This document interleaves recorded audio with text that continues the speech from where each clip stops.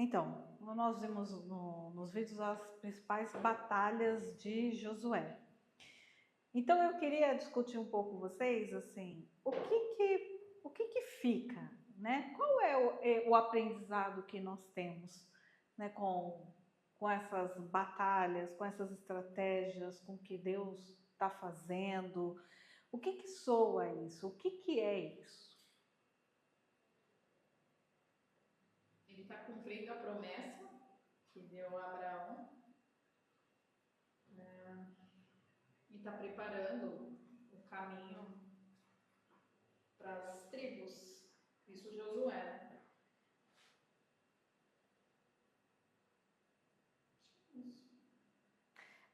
E no final, na verdade, né, assim, bom, tem uma questão que nós vimos, que é a batalha de Gideão, né? Gibeão foi capturada e houve, assim, isso é um grande feito, inclusive na Bíblia, que quando Josué fala para o sol, né, pede a Deus para o sol e para a lua pararem. Cientificamente já comprovaram que isso foi algo muito possível, né? Porque existe no tempo, espaço, vamos dizer assim, uma lacuna. Uma lacuna nesse tempo. E é exatamente o período que ficou o Sol e a Lua parados. Como assim? Que história é essa? Eu não sei de quantos minutos são ou de quantas horas são, mas se você procurar, existe, já foi comprovado que o horário, vamos dizer assim, né, da questão da Lua e do Sol, houve um tempo, um período, e por isso que eles falam aqui, que houve mesmo essa parada do Sol e da Lua. Houve esse período, então tem uma lacuna no tempo. Então, cientificamente, eles acreditam que isso realmente aconteceu. E aí entra uma discussão até dos terraplanistas, né? Porque se isso acontecer no modelo globo, ia ser um colapso. Aí A Terra é plana. Fiquem abertos. O povo vai para o espaço, vê a Terra redonda e eles continuam achando que a Terra... Não, o globo, essa forma com que a Lua para e o Sol, se isso acontecer no modelo do globo, era um colapso. Não tinha como parar. Vamos ver se eu acho aqui.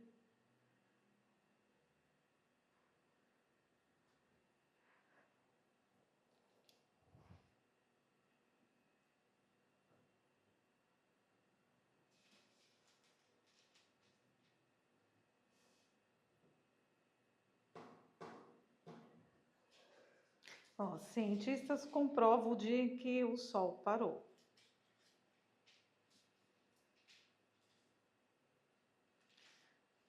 Os pesquisadores observavam que outras histórias antigas relatam a paralisação do Sol, mas apenas o relato bíblico menciona sobre a Lua. Isso os levou à conclusão de que o acontecimento se refere a um eclipse, na qual a Lua passa entre o Sol e a Terra, bloqueando a luz solar. A equipe liderada pelo Dr. Hesse descobriu que houve apenas um eclipse solar na região, que ocorreu entre os anos 1500 e 1000 a.C., quando os israelitas entraram na Terra. O eclipse foi datado precisamente às 16h28 do dia 30 de outubro de 1207 a.C. Os estudiosos também descreveram o local exato da batalha, traçando a mesma caminhada de 30 quilômetros que Josué e seus homens fizeram para chegar até Gibeão, ao norte de Jerusalém. O estudo não conseguiu provar a origem da chuva de granizo enquanto fugiam.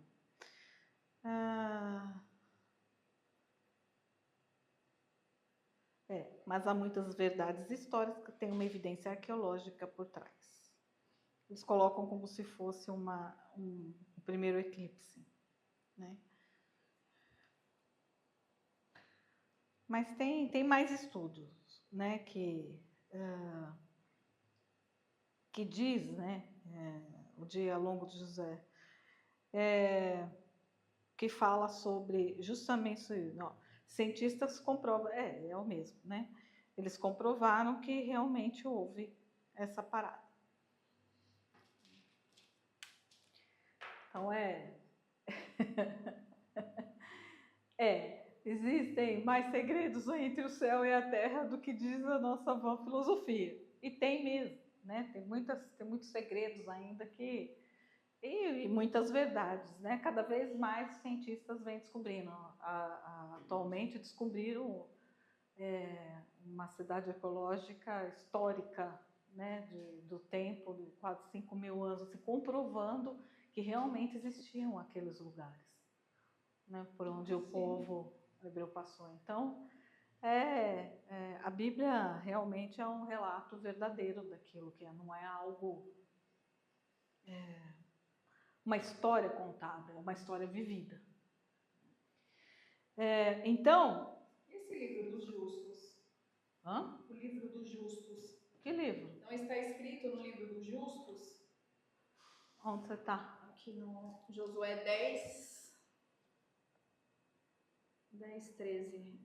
E o sol se deteve e a lua parou, até que o povo se vingou de seus inimigos. Não está isto escrito no livro dos justos? O sol, pois, se deteve no meio do céu e não se apressou a pôr-se quase um dia inteiro. É como está no livro de Jassá. Né? Nunca antes nem depois houve um dia como aqui.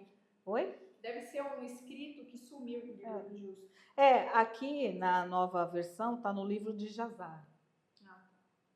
Deve ser o nome da Então, assim, Deus, vamos pegar o montante de tudo, né? Deus atende às reivindicações, até parece que mais absurdas, né? Claro que atende.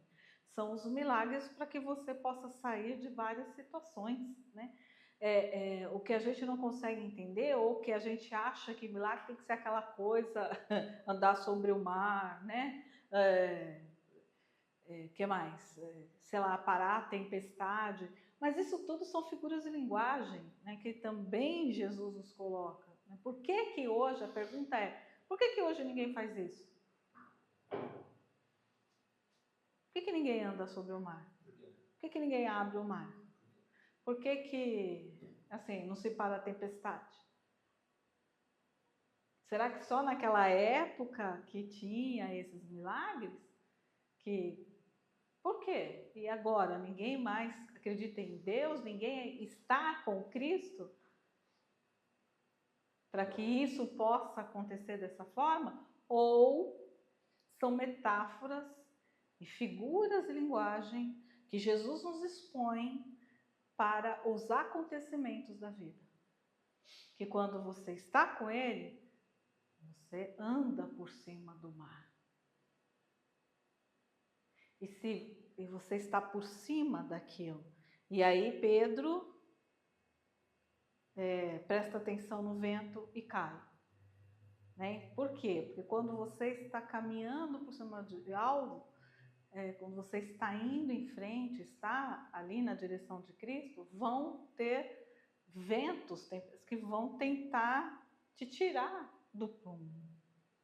E aí você vai cair. E é quando Jesus diz para Pedro, né? Ele pede socorro, ele fala, homem de pouca fé. Bastou apenas um ventinho, ou seja, bastou apenas um pequeno problema para você desistir de caminhar. Percebe quando tem assim, muita coisa que traz, na verdade, para a nossa realidade. É isso que a gente tem que trazer. Né? É complicado quando a gente vê apenas o sentido religioso do negócio. Mas toda a Bíblia ela vem para nos ensinar como viver. Haja vista, assim, começando pelos mandamentos, pelas leis. Né? Para se ter uma civilização tem que ter lei. Né? Então, e a partir daí, como que é a construção dessa vida? Né? Como você constrói a sua vida? Quem é a sua comunidade agora? Quem é o seu Israel agora? É sua casa, sua família? Né? Qual é o território que você ocupa? Quais são as batalhas que Deus te dá? Né? Como é que são as estratégias? Porque para cada um tem um jeito. Então, e ela se revela quando você está na direção. Então, tudo isso a Bíblia nos ensina todos os dias isso. Ou você está na direção da obediência e da voz, ouvindo a voz de Deus, ou não está. E aí tem as A consequências. gente acha que isso aqui é só uma questão histórica, territorial, de milênios atrás, mas não, isso realmente acontece hoje. Hoje, assim, é uma questão histórica? De 5, 6 mil anos atrás? Sim. Mas a gente descarta? Não. Porque até para poder chegar em Cristo, tudo isso teve que acontecer. Né? Por quê? Porque houve a tentativa de Deus em todos os momentos de reconciliar o povo de Israel com ele. E o povo sempre se rebelou. É a gente tentando se reconciliar Todos os dias. Por isso que quando Jesus, quando vem e diz a minha misericórdia se renova a cada manhã, é isso que ele está dizendo. A cada manhã eu estou te dando uma oportunidade, uma chance de poder recomeçar. E essa terra prometida seria a Nova Jerusalém, né? É você alcançar realmente A sua terra prometida. Qual é a sua terra prometida? Você vê que ele fica no deserto, no silêncio, para aprender, com saudade do que gostava, dos pecados.